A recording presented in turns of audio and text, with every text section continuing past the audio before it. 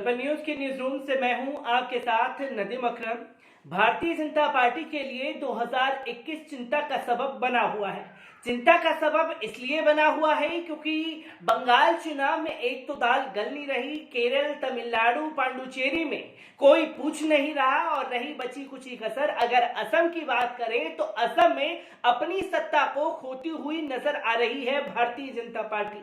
और भारतीय जनता पार्टी का हश्र जो है वो बद से बदतर होता जा रहा है असम में, क्योंकि नफरत की सियासत असम में जी भर के खेलती हुई नजर आ रही है भारतीय जनता पार्टी और उसके आला कमान नेता।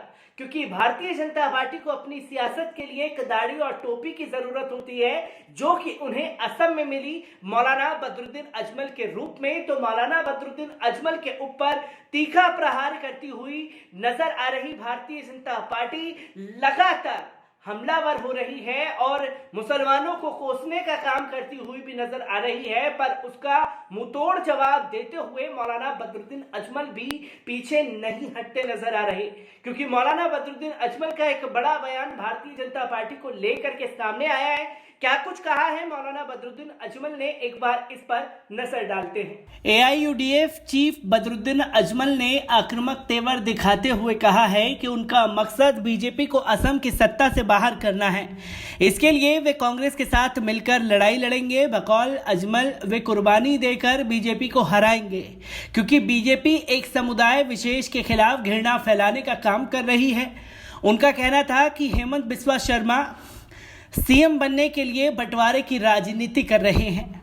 अजमल ने कहा कि बीजेपी लोगों को बांटने का काम कर रही है। उनका कहना है कि वो लोगों को ये कहकर मूर्ख बना रहे हैं कि शोर आ रहा है, लेकिन वह कोई शोर नहीं है बल्कि एक इंसान है। ध्यान रहे कि बीजेपी पिछले कुछ माह से लगातार अजमल को निशाना बना रही है। हेमंत बिस्वा शर्मा ने हाल ही में इत्र लगाने वालों को असम का दुश्मन तक करार दिया था। अजमल इससे चिढ़े हुए हैं। आपको बता दें कि अजमल भी बीजेपी पर लगातार हमला करने से नहीं चूक रहे हैं। हाल ही में उन्होंने केंद्र सरकार पर निशाना साधते हुए कहा कि अगर 2024 के चुनाव में बीजेपी फिर सत्ता में आती है तो वो देश के 3500 मस्जिदों को ध्वस्त कर देगी। बदरुद्दीन ने दावा किया कि भाजपा ने अभी से देश भर की 3500 मस्जिदों को लिस्ट बना ली है, जिसे 2024 के आम चुनावों में रहकर सरकार बनने के बाद गिराया जाएगा।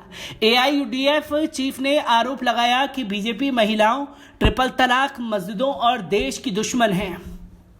अजमल ने कहा कि कुरान ने ट्रिपल तलाक को मंजूरी दे दी थी, लेकिन मोदी सरकार ने इसे समाप्त कर दिया। भाजपा ने बाबरी मस्जिद को भी ध्वस्त कर दिया और अब मस्जिद की जगह एक मंदिर बनाने की योजना बना रही है। गौरतलब है कि इस साल 5 राज्यों में विधानसभा चुनाव को लेकर राजनीतिक गलियारे में हलचल मची हुई है। असम में बीजेपी को रोकने के लिए कांग्रेस ने 5 राजनीतिक दलों संग गठबंधन में चुनाव लड़ने का ऐलान किया है, जिनमें से एक पार्टी बदरुद्दीन अजमल की एआईयूडीएफ है। ब्यूरो रिपोर्ट, पल न्यूज। तो दोस्तों, आपने देखा कि मौलाना बदरुद्दीन अजमल ने साफ तौर पर कहा कि वो अपनी कुर्बानी तक देने के लिए तैयार हैं असम से भारतीय जनता पार्टी को हराने के लिए, जिसके लिए उन्होंने अपना गठबंधन किया कांग्रेस के साथ और तमाम लोग भी इस गठबंधन में शामिल हैं, जो कि भारतीय जनता पार्टी को असम से बाहर का रास्ता दिखाना चाहते हैं। और असम में क्यों दाल नहीं गल रही है, इसको भी बारीकी से समझने की जरूरत है, क्योंकि आप लोगों को याद होगा एनआरसी का खेल जो कि असम से शुरू हुआ, जिसमें यह दावा किया गया भारतीय जनता पार्टी के द्वारा कि 20 लाख से ज्यादा जो मुसलमान हैं वो असम, रोहिंग्या, म्यांमार से होकर के यहाँ देश में पहुंच गए हैं और असम में इसको गरमाने की कोशिश की। और जब इसके रिजल्ट सामने आए, जब लोगों के डिटेंशन सेंटर, उनके पहचान पत्र और तमाम कागज पत्र भारतीय जनता पार्टी द्वारा तैयार किए गए, तो वो खोदा पहाड़ निकला चूहा जैसा वाला हिसाब हुआ।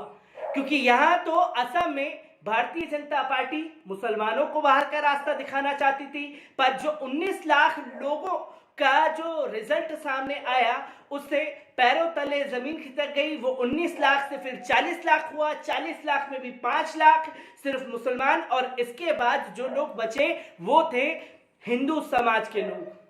क्योंकि इस फेर में फंस गई तो कभी तमाम तरह की बयानबाजी करने लगी, और जब लोगों का गुस्सा खास तौर पर असम में, चाहे वो हिंदू समाज के लोग हों चाहे वो मुस्लिम समाज के लोग हों, वो भारतीय जनता पार्टी से नाखुश हैं। और जब भारतीय जनता पार्टी से नाखुश हैं तो नफरत की सियासत करनी है, और वो नफरत की सियासत वो मौलाना बदरुद्दीन अजमल के कंधे पर बंदूक रख करके करने के लिए उतारू हो चुकी है।